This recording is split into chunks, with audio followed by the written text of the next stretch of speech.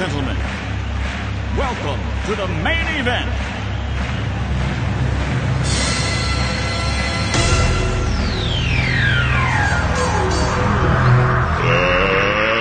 Let's get ready to rumble!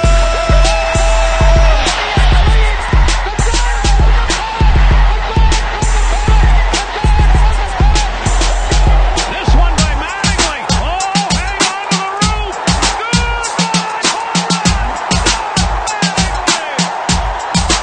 Montana looking, throwing in the end zone. 5 seconds left in the game. Do you believe in miracles? Yes! Little roller up along first. Behind the man. It gets through Buckner. Here comes Knight and the Mets win it.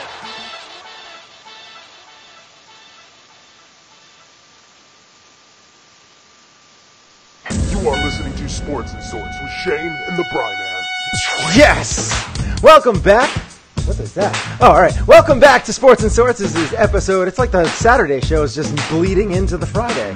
Welcome back to Sports and Swords. This is episode 165, and this is a Friday morning with Sports and Swords. We normally go live on YouTube every Monday and Saturday around 10, but instead we moved it up to around 10 on Friday morning. So if you like our videos, be sure to give them a thumbs up and click on that subscribe button.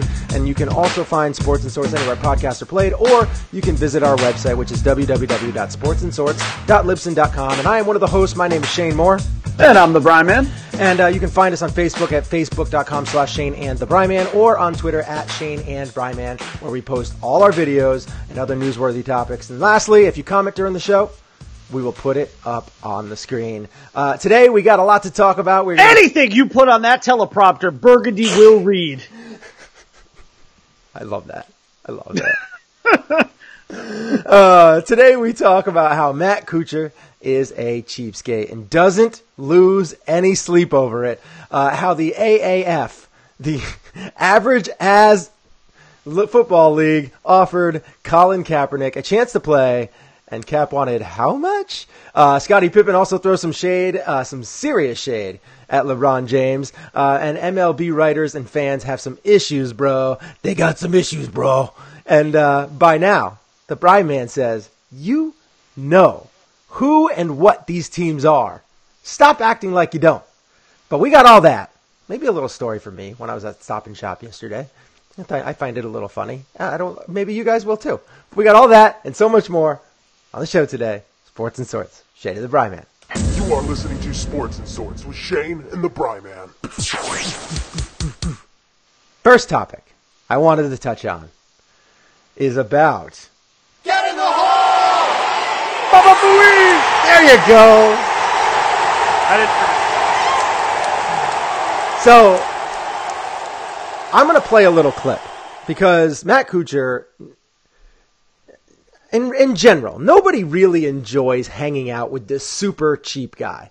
The guy that tries to skate out on bills and just really trying. You all have this friend. Yes, you keep as much money as possible. This friend is in every group. Right. He keeps as much money as possible, always tipping below what he should be. It's that guy. It's tough. It's a really tough situation. You kind of make fun of him, but ultimately he's never going to change, and actually kind of thrives on it. He actually enjoys it. For the sake of, let's label him 10% Tommy. Everybody's friend group has a 10% Tommy. And I wish he was at least 10%, but... Oh, no! But right. So, I'm going to play a little clip here. This is from... The math is much, much worse than that. Oh, it's terrible. So, I'm going to play a little clip about Matt Kuchar tipping his caddy. And this is from a veteran player. This isn't the veteran player talking. This is a guy on the PGA network talking about the golf network, talking about the veteran player, because the veteran player did not want to give up his name, which is also, come on, man up, step up to the plate. But here we go. Here it is.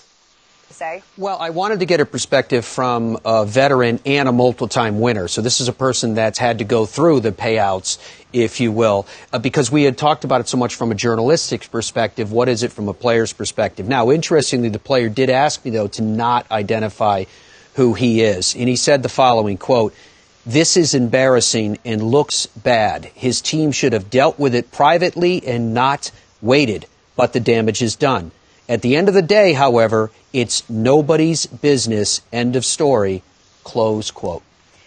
So that is what was said. Now, I have a couple issues with that, but I'm going to get into this. Matt Kuchar signed David Ortiz.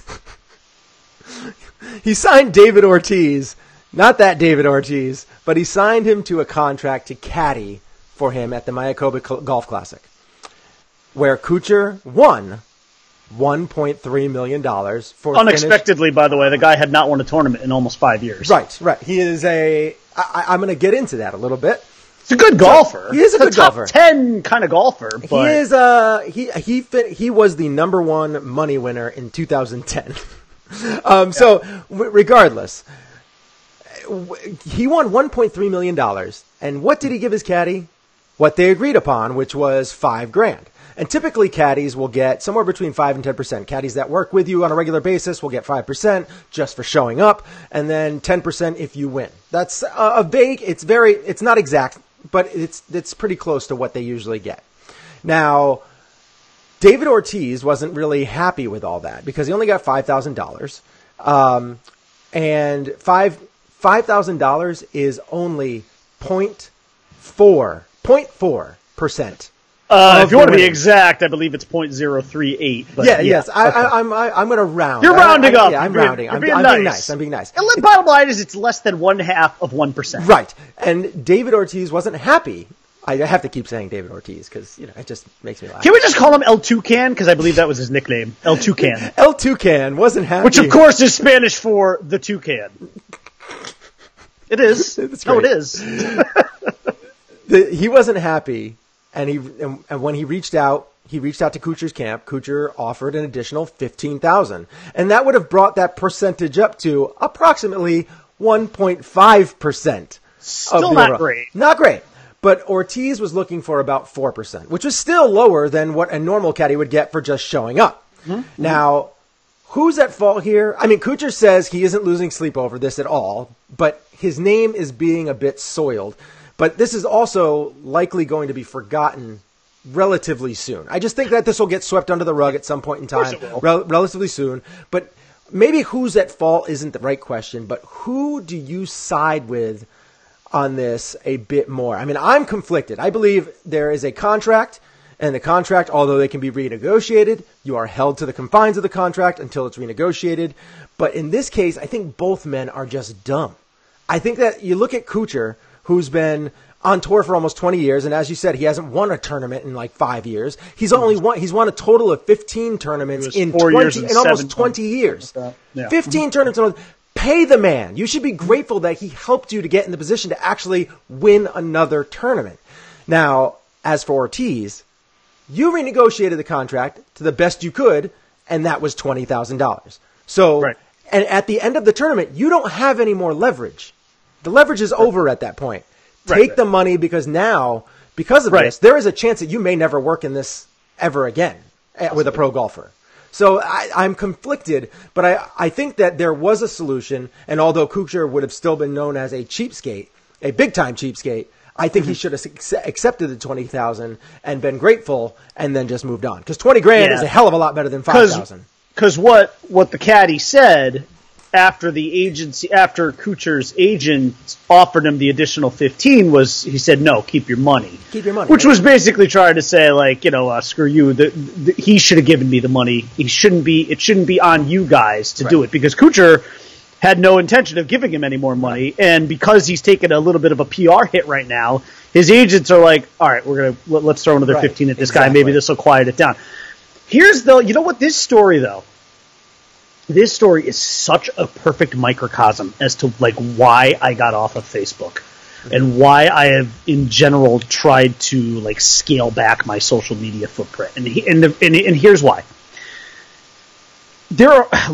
I don't know if you saw the other day. I put out a tweet. Uh-huh. And the tweet said, there's one truth that I know of in life. You're never as skinny as you look in the morning. You're never as fat as you look at night. The truth, as always, lies somewhere in the middle. And the truth of this story does lie somewhere in the middle. Because here's the thing. Matt Kuchar is taking an absolute beating over this. Now, should he? Yes. Total cheapskate move. If you want to call him the Cheapskate Champion or whatever, that's fine. This is bad. This looks bad. It's a bad look. The optics of it are terrible. Frankly, until I did a little research, I didn't even know what the going rate was for a caddy. I actually thought, I was that. Like, well, yeah. My feeling was kind of like, well, if it's anything like, I'm not surprised you knew, but if it's anything like a waiter waitress kind of thing, I would have thought 20%. So when I found out it was actually really like half of that, it was more like 10. Yeah. If you win a tournament, I was like, wow, okay, that's even better. Right. But it does look bad. Look, and if you want to actually like equate it to like a waiter waitress thing, think of it this way. Here's another way to look at it. This would be like if you had a $200 bill, like you went to a restaurant, your bill was $200, and you tipped the waiter 85 cents. That's exactly what it would have been. That's what it would have been. That's actually the math. But you agreed to the 85% before the bill came. See, it's not a great analogy because there was an agreement. But here's the flip side of this, okay? So Matt Kuchar is taking a beating right now on social media, and again, this is one of the reasons why I especially walked away from Facebook because with Facebook you have this horrible tendency. And look, I am so guilty of doing this, and it's one of the reasons I walked away from Facebook because I am actually guilty of doing this as much as anybody. Yeah. But one of the things that you tend to do is you look at something, you don't research it, and you make an initial you react to the first thing you see, and you don't look any more into it. You want me to tell you? Let me give you some information about Matt Kuchar. Back in 2015, the guy happened to be in Miami for a golf tournament. He was in a Miami Heat game. Mm-hmm. And at halftime of that game, he partook in a charity event where if he made a half-court shot, I believe the Miami Heat would have donated $25,000 to the United Way. Yeah. He took the shot. He missed it. After the game and with almost no fanfare whatsoever, he wrote a check for $25,000 to the United Way. Because it's a write-off. Because it's a write-off. Okay. It is a write-off. It is a write-off, and I knew you were going to say that. But he didn't have to do it. And it went basically without any fanfare. It was kind of like, again, he just last year he supported this camp Twin Lakes in Georgia, which allowed 90 children with disabilities, serious illnesses, and other life challenges to enjoy a week of therapeutic camping experiences. Yes. And before this guy's reputation on the golf course in terms of etiquette, very good. Yeah. The worst thing that has ever come out of this guy's mouth is the word golly. So instead of, he doesn't swear at a guy if somebody's, taking a picture of him or talking during his backswing. If he hits a bad shot, the worst thing that he says is like golly or shucks. His reputation is not bad. But this is obviously, look, I'm not defending him by any stretch. It's horrible. If that had been me in that position, I'd without a doubt given him at least $50,000. Yeah. I mean, at least. No questions asked. I mean, he would have deserved that. And honestly, if you wanted to be really cool about it and give the guy 10%, you're giving him $130,000. That's a life-changing amount of money for a guy who's probably not pulling in that much, right? As like a part-time caddy and doing whatever else he did. Yeah. From what I understand about this caddy, he lives in like a little shack. Yeah, that's why I just think they're both dumb. I mean, there was an easy solution. They renegotiated when he doesn't have any leverage, and the guy offered him an extra $15,000. That's $20,000. That's a lot of money. Here's what I would say about a lot of caddying money. Look, let the guy take his lumps for this. He deserves it. That being said, I do not think this is the worst human being on the planet. So maybe dial it back a notch. No, definitely not the worst human being on the planet. Just he abides by contracts. He abides by contracts, and he's cheap. Yes. I mean, if you want to say he's cheap, look, he's your 10% Tommy. He's not even 10% Tommy. No. He's 0.3. He's 0.038% Tommy. But you know what? I said it before. Every friend group has this guy. Yeah. Matt Kuchar is that guy in his friend group. Yep. That's the worst you can really say about him. Yeah. And, he'll donate money from time to time. And because it's a tax write-off. Because it's a tax write-off. They got to get to as close to as possible to that 0% tax bracket. You and I do it every year, right? I donate a ton of stuff throughout the year. Oh, yeah, I donate money, yeah. And I'd be the first person to put it to itemize it when I'm doing my TurboTax. Well, of course, yes. I mean, you always do that, but yeah. Last year we gave away 200 stuffed animals. You think I didn't count every single one of them? We also didn't win $1.3 million. No, you're right. Without a doubt. Look, I'm not defending him. I'm not vilifying. I'm in the middle on this one. I'd be donating quite a bit more if I made $1.3 million in a year, let alone in one weekend. Of course. Again, this is to me. Here's the biggest crime. Poor David Ortiz. Poor David El Toucan Ortiz. El Toucan. My biggest issue with it, and the biggest problem I have with it is that the guy had not won a tournament in about 5 years, and then he gets hooked up with this local caddy who he had never met before, and this guy, who I think Kuchar even admitted helped him quite a bit in that tournament. Well, I mean, this guy helps you win something you haven't done in 5 years, helps put you back on the map, and your reward to him is $5,000, and you just won $1.3 million. Sorry, that's not cool. Yeah, I know that he seems like a good guy, doesn't really curse, all that kind of stuff, whatever. I just have never really liked the guy, and I think that's just because I don't like the way he plays. But frankly, I've never really thought about him much until this. So. Right. I've gotten, trapped into, playing in tournaments and stuff not in tournaments, but in real tournaments, but online, gambling with FanDuel or something along those lines, where Kuchar ended up being my golfer, and it's kind of he doesn't swear, but that makes me want to swear because I just don't like his game. So I have had issues with him in the past, and I just have never really 100% respected his game. I can't say I haven't respected his game. He's a hell of a golfer, but I just don't like his game. So, all right, anyway, let's get on to Scottie Pippen. Let's change topics and head on over to some basketball. Scottie Pippen throwing some shade at LBJ, at LeBron James, saying that he does not have the clutch gene. He doesn't have the clutch gene. And I'm going to play a little clip right now about this because I have a little different take, I guess, I suppose. So here, let's listen to what he had to say. When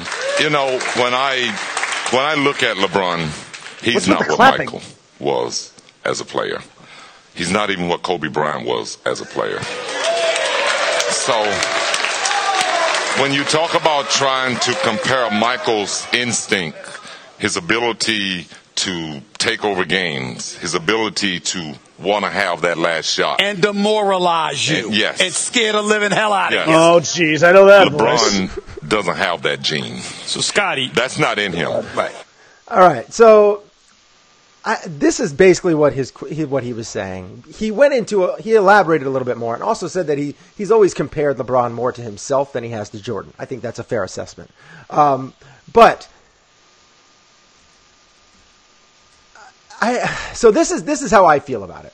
All right, clutch is a weird term because statistically, LeBron James is the most clutch player ever in the playoffs. But if you asked anyone who's the most clutch, it would be Jordan, Kobe, Big Shot Bob, Reggie Miller, even Ray Allen. Those are the names that would come up to people's mind. And they would get put in the conversation.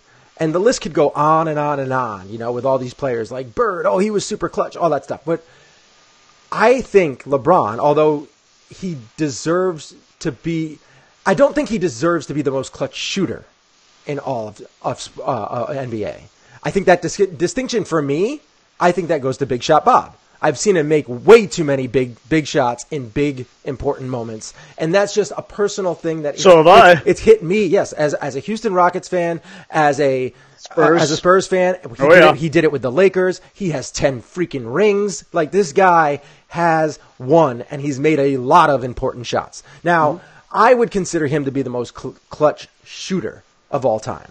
But that's not saying that he's the greatest player. He's not even close. he wasn't even probably the second and third greatest players on those teams. Maybe at one point he was the second best player on the Houston Rockets. Wasn't he usually like a 6-man award winner kind of guy? I mean, with the Rockets, he was legit like possible all-star. He was their second leading scorer for a little while. He was a good player with the Rockets. With the Spurs, he was a 6-man kind of guy. And then even with the Lakers, he was still that player. Yeah. Yeah. But it's as far as the most clutch player, for me, it's probably close between LeBron and MJ. They both made big passes to have their teammates make big shots, and they both made big shots. It's different because both of these guys look at the game differently.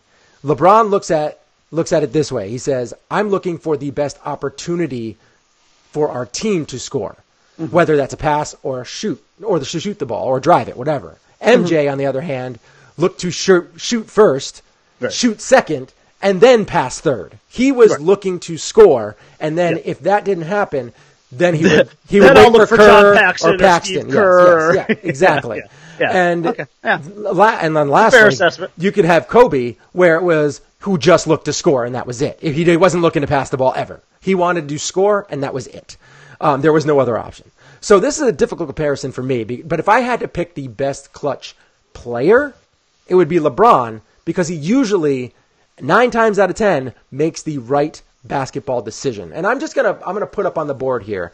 I have a little stat, and this is from last year, where LeBron James, I don't know if this is still correct. He might have made another one since then, but go-ahead shots in the final 5 seconds of fourth quarter or overtime, buzzer beaters, LeBron James has 4, Michael Jordan has 3. He's been 6 for 13 in field goals in that time. Michael Jordan was 5 for 11 with a 46% field goal percentage, and Michael Jordan is a 45% percentage. Now, that is, I mean, no matter what, even if it's not the right statistic, Michael Jordan's not getting any more of those. So LeBron James, to me, makes the best decision for his team. Now, if his team doesn't step up, he doesn't have quite the players that Michael Jordan had. He doesn't have a Scottie Pippen. He doesn't have these sharpshooters. He does a little bit, because he did have, what's his name? Kyle Korver, who was a great sharpshooting three-point artist, but he wasn't very clutch. Steve Kerr proved that he could hit a shot in a big point. And then the same thing with Paxton. He obviously proved that he could hit a big shot. Now, Jordan helped put them in that position, and so does LeBron and everything like that. So they're so close. I think it's a clutch person. I would say LeBron. If you're going to ask me for the greatest of the great players of all time, who is the most clutch shooter, I would probably say Michael Jordan, just because of his killer instinct. Yeah. I know where Pippen was coming from on this. Yeah. Okay. First of all, he also played with the guy, and the guy helped. These guys helped each other to 6 championships. So, is it any surprise at all that he's saying what he's saying? No. So you have to consider the source here.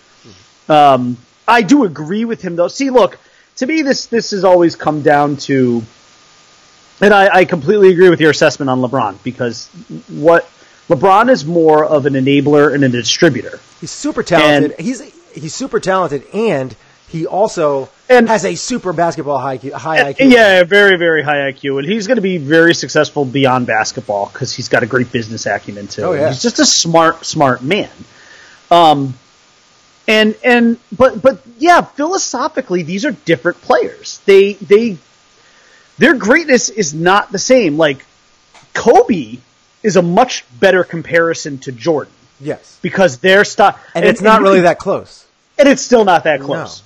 I mean, the only thing that's close is the amount of championships. Otherwise, it's really not close. Right. Because all Kobe ever tried to do was mimic Jordan. He was a copy. He was a photocopy of Jordan. And as you know, the copy is never as good as the original. Yes.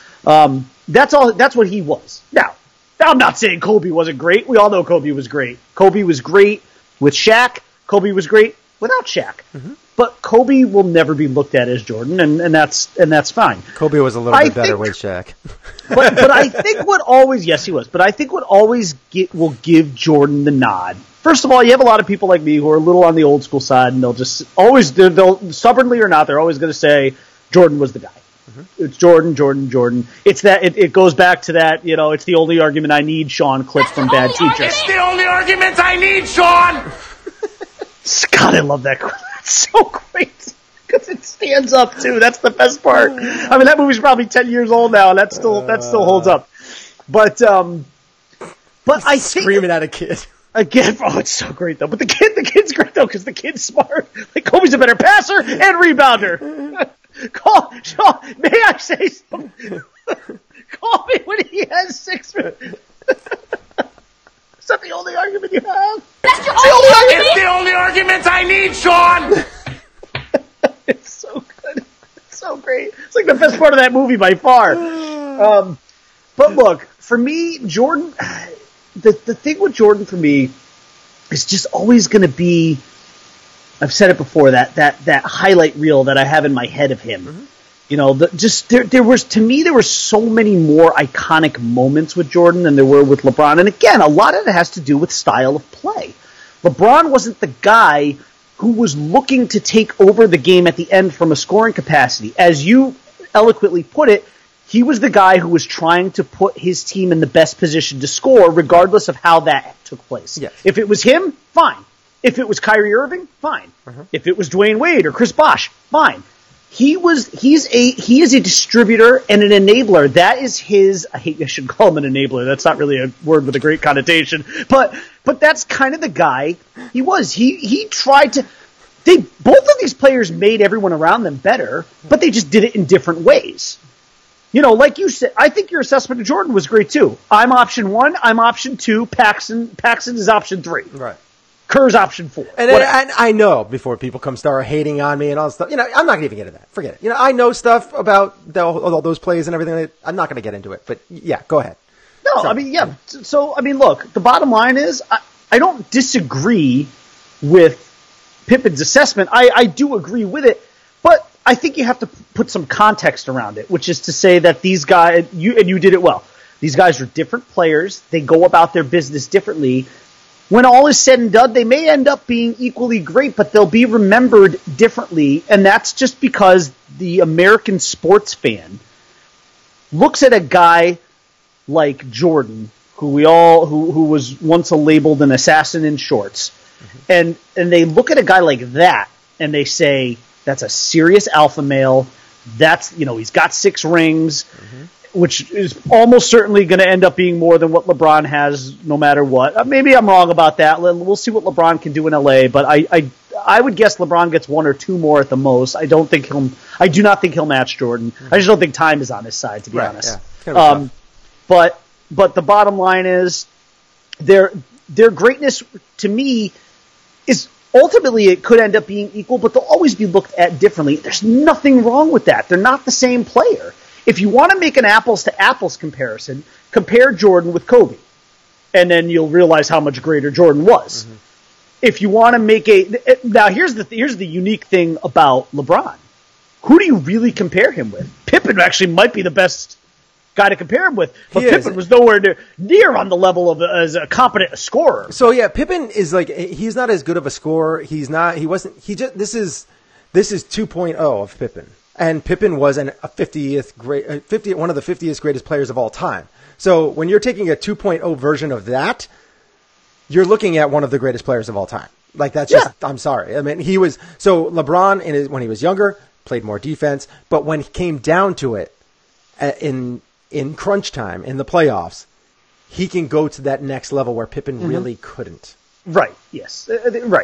Right. So, look, and that's kind of almost what maybe makes LeBron special, is that there's no great comparison for him. Right. Pippen may be the closest. For Jordan, one of the 50th greatest players of all time, just had 2-time Olympia gold medalist. He's just not that close, though. For Jordan, the comparison will always be Kobe, because again, Kobe almost made no secret about how he tried to mimic Jordan. Yeah, he was a photocopy of him, but like I said, never the copy wasn't much of a secret to that either. I mean, he mimicked all his shots. He did the fadeaway, the fadeaway, the tongue sometimes. Yeah. I mean, he did all kinds of. I mean, right down to the shaved head. I mean, Kobe didn't try to hide it. It's not a bad person to emulate, especially if you absolutely have not. skills. If you have the ability and you can do it, I mean, he did it, and he's one of the 10 greatest players of all time. I mean, sure he is. Yeah, sure he is. This is not an indictment on Kobe Bryant. The guy is an all-time great, but Jordan, he is not. That's LeBron and Jordan are head and shoulders above. That's my problem with what one of the things that Scottie Pippen says is that he says that he's not on Jordan's level, he's not on Kobe's level. Like, no, he is. He's on that level. He's well above Kobe's level. Like, I would put him smarter than Kobe. I mean, and Kobe is an extremely intelligent basketball player. He is smarter than Kobe when it comes to basketball, and he's more versatile, and he's just a better overall player. Michael gave us just some of the best moments. Yeah. It's just some of the most iconic basketball moments you can ever remember. It was a great story. It's a great story. I can close my eyes and I can see all of them. It's like a film reel that just goes through my head. You remember like the last second shots that he missed with the Wizards? No, I don't. I don't. Because everybody, I mean, the guy, Michael Jordan was so great, he made a commercial about his failures. And you know, the biggest those credential, failures were the things that made him greater. The biggest credit that he has to his name is that he ended up coming back. He was down a ton, came back to beat the Monstars. That's true. Actually, let me ask you a question, because I know the answer off the top of my head. It's very easy. If you had to pick one iconic Jordan moment, what is it for you? Iconic Jordan moment? Yeah, like the one that stands out of all the Jordan stuff you ever saw. What was the one that stands out to you the most? For me, I love all his last second heroics and everything like that, but it would be his slam dunk from the foul line. Okay, then that's a great answer. That's a great answer. For me, it's easy. Him basically being carried off the court by Pippen when he had the flu. Yeah. Oh, yeah. In Game 5 and dropping 30-plus points and having to basically be dragged off the court. I mean, one of the best slam dunk contests of all time was him and Dominique going back and forth. I mean, he just did everything. He did everything across the board, and it made for a fantastic story. It would make for a fantastic movie if somebody could actually make one that was kind of close to what it was. It is just it's a storybook.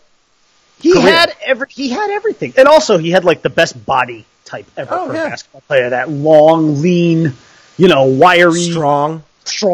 Yeah, I mean, and the tongue, the sneakers, like everything. Maybe the greatest trash talker of all time. And he helped form one of the strongest companies, two of them, Gatorade and Nike, of all time. I mean, those two brands were not like, if you look at what happened in the mid 80s, Nike's stock all of a sudden shot through the roof, and him and Michael Jordan hooked up around that time. If you think there's something that's weird about that, there's not. It has to do with them hooking up with an iconic player, them making shoes about that, and shoe sales going through the roof. Like, he helped a lot of those. And same thing with Gatorade.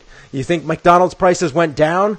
Their stock price and their sales went down when they hooked up with Michael Jordan and Larry Bird to do those commercials where they were making those shots all over the place? No.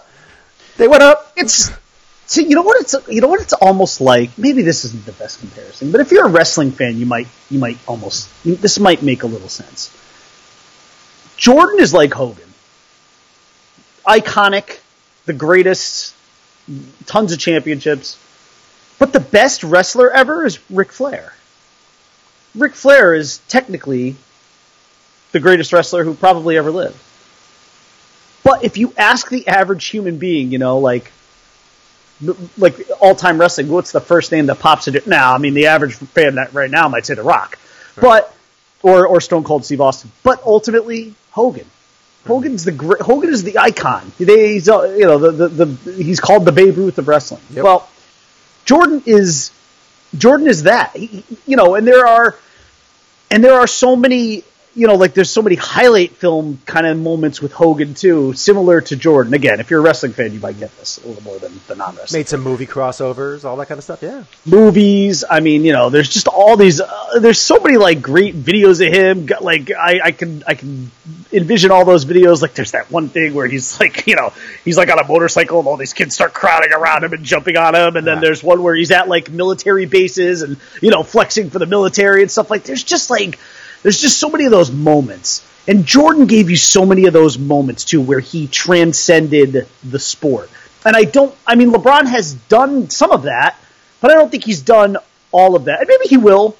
But I just, look, Jordan was a special figure that cannot be replicated or duplicated, much like in the way LeBron is, too. But they'll be remembered differently. Yeah. And there's nothing wrong with that. They're both great all-time players. They're the two greatest players of all time when all's said and done. Well, There's no doubt let me about tell that. you something, brother. That'd be funny if I just started coming in. But, All right, let's get on over to the next little topic here. So before we get into MLB, because we don't have a lot of time left, we have about 10 minutes or so. Before we get into the next topic, I want to tell a little story about my boy, your boy, everybody that's a Yankee fan, our boy, CC Sabathia. Karsten Charles Sabathia? Yes, the big man. I was at Stop and Shop yesterday. So I'm at Stop and Shop, and I just happened to be walking around picking up a few things and then heading home. But as I'm walking through, I see these two older men. They're probably in their 70s. One worked at Stop and Shop, and the other one was a Red Sox fan. And they just were talking, and they were very, very, like, outgoing and, like, just, like, completely, very out in the open, just talking about sports, and particularly Yankees, Red Sox, and Manny Machado. And I'm walking by, and the guy, like, hits me in the arm. He's like, hey, we're talking about the Yankees. Who do you like? And I look at him, I'm a diehard Yankee fan. Of course I would be. So I'm sitting there, and I'm like, I get sucked into this conversation, and they start talking about Manny Machado and that deal that we had talked about a couple weeks ago, or was it last week, about the 7 or 8 year, $220 million. And the Red Sox fan was like, oh, I heard he's going to go to the Yankees, and this is what the deal is going to be. I was like, yeah, it kind of seems like that was actually a number that was thrown out there a while ago, and since then has kind of been taken off the table. Like, I think if something happens, it's probably it might even be cheaper than that at this point in time. I don't know, but it doesn't seem like it. And then we got into a little bit more conversation. And then the Red Sox fan finally was like, we kept on talking about, like, Kimbrel and all these different things. And then he kind of peeled off, and I'm trying to start to get away from this guy, who's talking, but he won't, like, let me go. And he starts talking about Mickey Mantle, and he starts talking about Joe DiMaggio. And I was like, oh yeah, Joe DiMaggio is my favorite player. Well, then this lady comes, and who's also probably in her 60s, maybe 70s. She comes by, and she's like, she looks at the guy. She goes, "Are you still talking about baseball?" And I was like, I'm like looking at the guy, and I'm like, "Oh my god, this guy's gonna get fired!" Right in my eye, right in front of me. But so he's like, yeah. He's like, we're talking about the Yankees. She's like, oh, I'm from New York. I'm a big Yankee fan. She's like, did you hear that CC Sebastian is gonna retire at the end of the year? And and then he looks over at her, and then looks back at me. And then starts going, and Joe DiMaggio was just an amazing. I was like, that's a typical New Yorker reaction. Yeah. I was just like, CC Sebastian. And I was like, yep, I knew CC Sabathia was going to retire at the end of the year. I was like, okay, CC Sebastian. You're a big fan. You're from New York. Yeah, he's from New York. She's from New York. But I thought it was hilarious. Just the reaction that he had is he just kind of slowly turned and looked at her, and then slowly turned was back he like at me. Was he like disgusted? It wasn't. He didn't, like, no reaction. He just kind of was like, looked at her, and then looked back at me, and then just kept on going back with the Joe DiMaggio, because I was like, oh yeah. And then he was like, and Joe DiMaggio had so much. He had so much confidence, but he was kind of cocky. Like, he did all this, and there was this one story about him getting a Lincoln or a Cadillac or something like that, and he went to the store and he was getting it for free because the dealership was going to give it to him for free, but he told the dealership, make sure it has a full tank of gas. I'm like, hey, when you're that great of a hitter, you're that great a defender. You have the best hitting streak of all time. You're multiple-time All-Star, a war hero, and you marry Marilyn Monroe. You're going to be a little cocky. Yeah. So he was like, yeah! And then he, like, stormed off. He was, like, all pepped up and like, yeah, he is. Wow, you made that guy's day. All right. So he was all fired up. You know, I was just trying to stimulate the Stop and Shop workers, make sure that they have their pep in their step. You know what I mean? There you go. Good for you. Right. It's like a public service you did yesterday. Mm-hmm. Speaking of yesterday, Valentine's Day was yesterday, and I just have to put this out there because I thought it was absolutely hilarious, and it involves a team that we talk about on the regs, Patriots.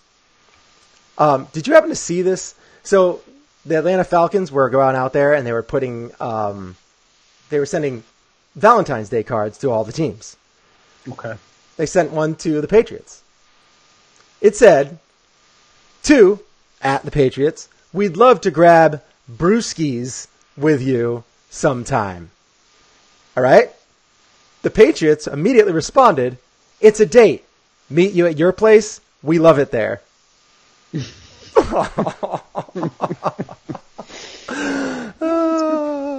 Yeah, that was pretty good. But the brewskis, yeah, that's clever. That's cute. But then, boom! Yeah. PR department over at Patriots Town was.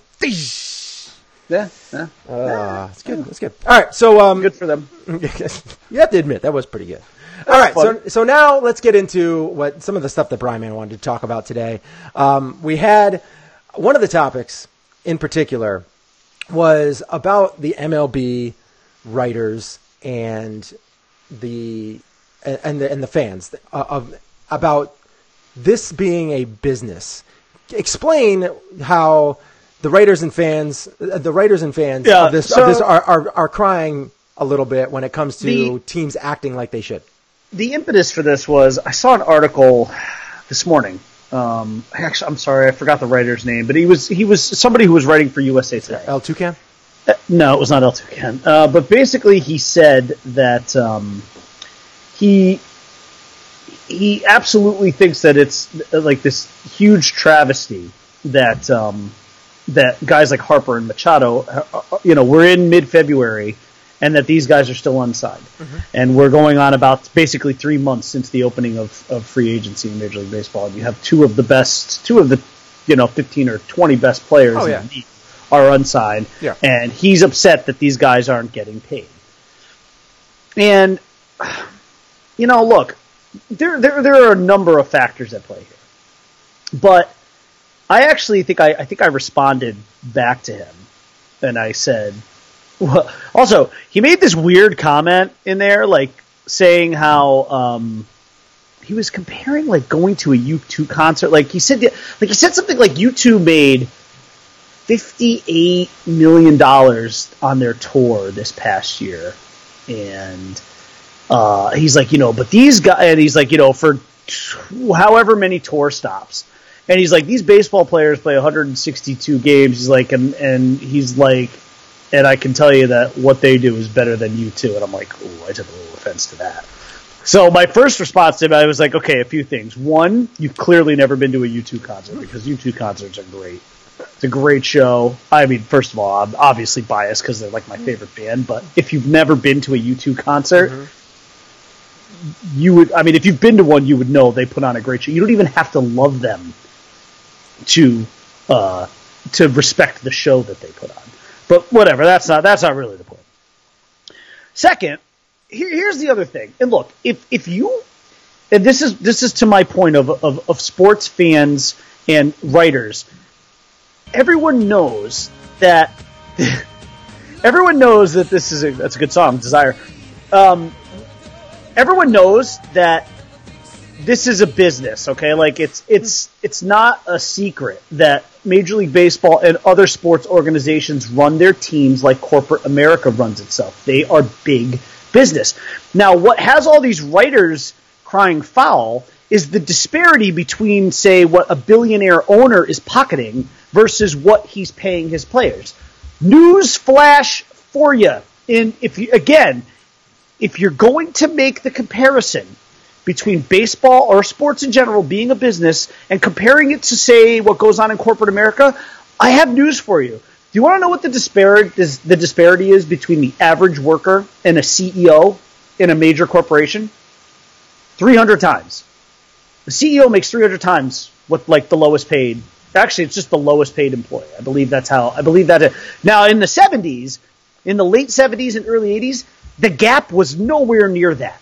Not even close. It was like, I don't know, but it wasn't. I think it was like maybe 50% or something like that. It was nowhere. It wasn't 300 times. Okay. It was a much closer gap. But here's the thing that you can't get upset about. If you're going to look at these sports as a business, then you can't be mad if the model that's out there is similar to the model that's going on in corporate America. And here's the other thing. Look, you are worth, and look, this is a monetary thing only, so I don't need any social justice warriors jumping on my back about this, okay? What I'm about to say is money only. You are only worth what somebody is willing to pay you. Very true. That is the truth. Now, I don't mean that, again, that's a financial thing. We all know that we're all worth more than that. To our wives, to our children, we're worth more than any dollar amount you can put on there. I'll have to check in with Sam and Isla later. So put your pitchforks and rocks away, because I'm not talking about anything other than money right now. But when it comes to money, when it comes to business, you are worth what somebody is willing to pay you. And I'm sorry, in today's modern baseball economics, Bryce Harper and Manny Machado are not worth $300 million. How do I know that? Because nobody has given it to them. Now, when a guy like, say, Mike Trout hits free agency, if he does hit free agency at all, and let's say he hits it at age 29. Oh, I hope so. Okay, if he does, you're going to see that dude. He's going to get at least $300 million. Yeah. And somebody is going to be willing to even give him a lot of years. He's even at 29, hitting free agency at 29 with all the mileage on his body, and he plays hard. That guy is still going to make money. Why? Because that is the value that will be assigned to him based on his measurables, based on the fact that he's by far the best player in baseball. But the bottom line is, Manny Machado and Bryce Harper, owners look at these guys and they say, this guy's not a $300 million player. And that is how you assign value. It's not collusion. I do not believe there's collusion. What I do think is that the sabermetrics of baseball have played a really big part here in terms of how, organizations assign dollar amounts and values to players.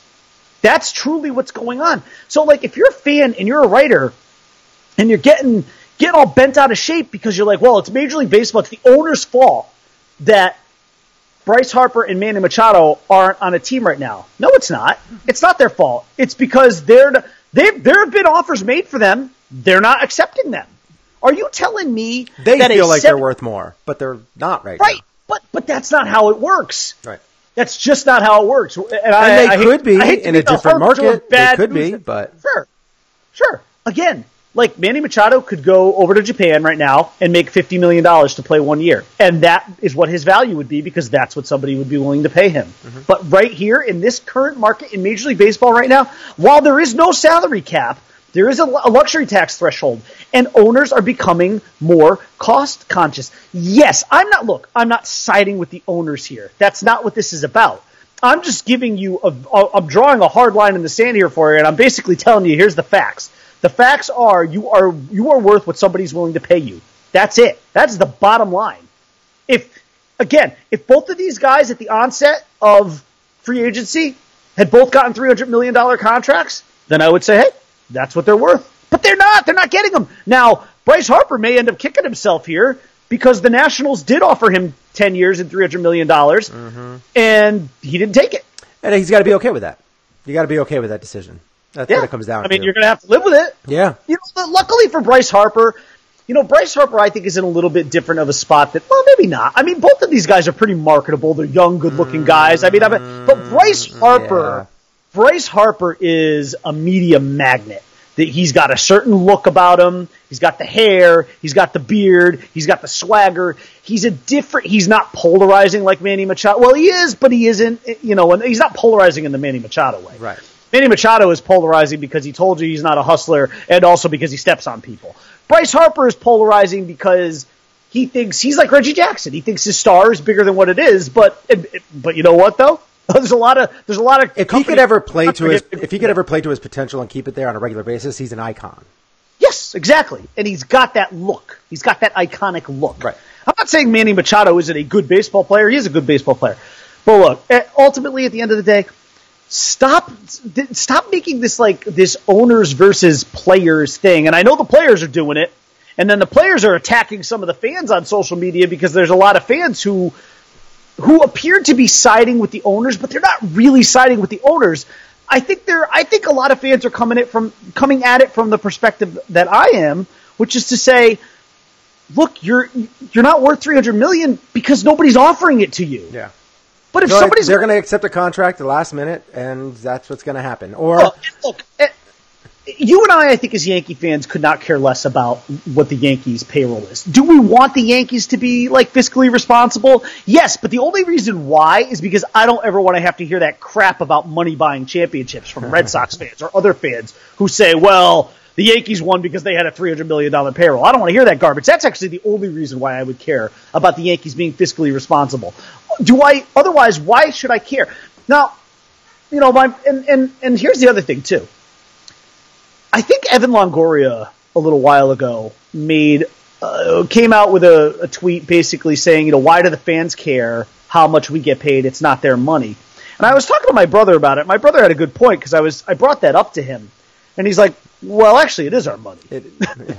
He's like, we're the one who pay you. Yeah. He's like, indirectly, it is. He's like, and then we're the ones who will take a hit if a team has to extend its payroll beyond what it's accustomed to doling out, because that's when that's when food goes up, that's when parking goes up, that's when ticket prices go up. He's like, so actually, it does impact us.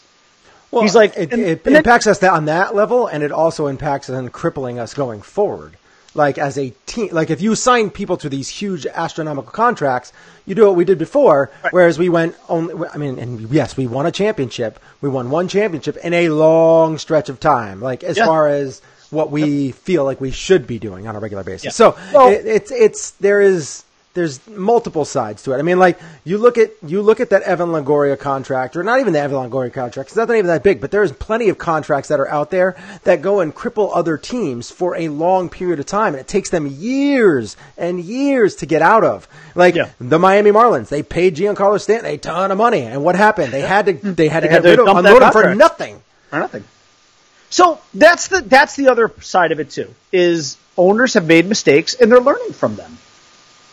But I'm not going to say. I'm also not going to bash the players though, because I'm not going to sit here and say that players are greedy. Because you know what? If I were an athlete, I would want to get as much as I possibly could myself too. But if the market is not there, because the market tells you what you're worth, and if it's not there, then it's not there. I mean, you can cry about collusion, but to me, people who cry about collusion are just kind of making excuses for why their team isn't signing a guy. Mm-hmm. I mean, look, here's the other thing. The Yankees have spent, I believe they spent the most amount of money this offseason. Or very close. They've been spending a decent amount. They have gone past the luxury tax threshold again. So they got 1 year, they got under it, they reset, and now they're back over it. Yep. I can't sit here and say that the Yankees were cheap this offseason. And I can't even sit here and say I'm mad that they didn't get Harper and Machado. I'm not, because I would rather them hold on to some of that money and give it to the guys that they're going to have to end up paying, their own guys that they're going to have to pay. I just don't think you can cry collusion and owners being cheap and owners trying to pocket money. I mean, do we know that that's happening? Yeah, of course. But look, if you're not willing, you're worth what somebody's willing to pay you. And if Bryce Harper and Manny Machado aren't seeing those $300 million deals materialize, then you need to accept. By the way, there's supposedly Manny Machado. There hasn't been much outside of the Nationals offer way back when.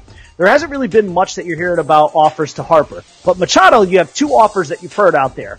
One was from the Yankees for about 7 to 8 years for $220 million, and then the more recent one you've heard, similar length of contract from the White Sox for $250 million. So if those are true, Manny Machado has a $250 million offer out there. I'm sorry, is that not good enough? Is that not an acceptable number for Manny Machado? That is like an A-Rod contract from back in the day, and you know yes, what? Yes, it is. And he's not A-Rod. As much as I dislike A-Rod, he's not as good as A-Rod was. Not A-Rod. No. He's you know what? He's the carbon copy. Yeah. Yes. That would be a fair assessment. I mean, I don't think he's quite... He's Kobe. I don't think he's quite that talented, but... He's Kobe. A-Rod was Jordan. I hate that comparison because A-Rod is not Jordan. But that's the comp, though, if you want to say that. Because, I mean, Machado... As far as the talent level goes, A-Rod was much more talented than Manny is. So right, exactly. So, all right, before we leave, I know that you wanted to mention the Colin Kaepernick AAF, the Average as Football League. Kaepernick got offered $20 million. No, he did not get offered. He wanted $20 million. He wanted $20 million to play for the American as F Conference of Football Champion, whatever the hell that league is called. Average he wanted, as. Yeah, let's just go with the AAF. Yeah. He wanted $20 million. Obviously, they were like, "Yeah, our players make $250,000 over the course of 3 years, so it's not quite enough. We just wanted to give you an opportunity to play football again, since apparently you want to play so badly." No, he doesn't want to play that bad. Look, I guess $20 million is the going rate for a social justice warrior these days, though. So, I mean, look, you're not going to get much more. He's not gonna sign. It's been years since he's played too. Like, I don't know how much. I mean, he might be a star of that league. He wants to play, but he doesn't want to play that bad. Also, at the same time, I get it. I mean, you don't want a concussion for for $250,000. Right, over the course especially of 3 in years, this league, which apparently you can just hit guys like crazy. It's great. Rob them. Yeah. Right, you can just plow through dudes. Heck yeah. Pop their helmets off, and it's like, oh, we're playing football here. Oh, we're playing football? Oh, for real? I mean, this is like real. It's like, you're allowed to do what to the quarterback? We can hit the quarterback? Well, when you say hit, can you define hit? Like you mean like we can knock the guy's helmet off? We don't have to wear flags anymore? No? All right, so that's pretty much it for our show today. We want to thank you for listening or watching, however you took this in. You can find us anywhere podcasts are played. You can also find us on YouTube, where we go live every Monday and Saturdays. Usually, today's a Friday. Yes, usually. Today's we have some scheduling conflicts, so we have some. We went live today at 10-ish instead. So thank you guys for listening, watching, and also you can find the show on Facebook at facebook.com/Shane and the Bryman, or on Twitter at Shane and Bryman, where we post a lot of newsworthy topics. And then on top of that, that's where we post all our links and when we are going to go live and all that kind of stuff. So if you like and subscribe to those places, that would be great. You can subscribe to our YouTube channel, give us thumbs ups and all that kind of stuff. We really appreciate it. We're trying to grow it a little bit. It's taking a little while, but yeah, we're here for the long haul apparently. So thank you guys for watching. My name is Shane Moore, and you can find us. You can find me on Twitter at Einhornspinkle. Don't sound so enthusiastic. Apparently, we're going to be here for a while. And you can find me on Twitter at the_Bry_man. Thanks for watching, guys. I mean, I guess we'll stick around for a little. I guess we'll be here for a while. We're not making it cashless. This is a cashless business right here. It sure is. Literally. We stay classy, Planet Globe. Peace out. I guess we'll see you on Monday.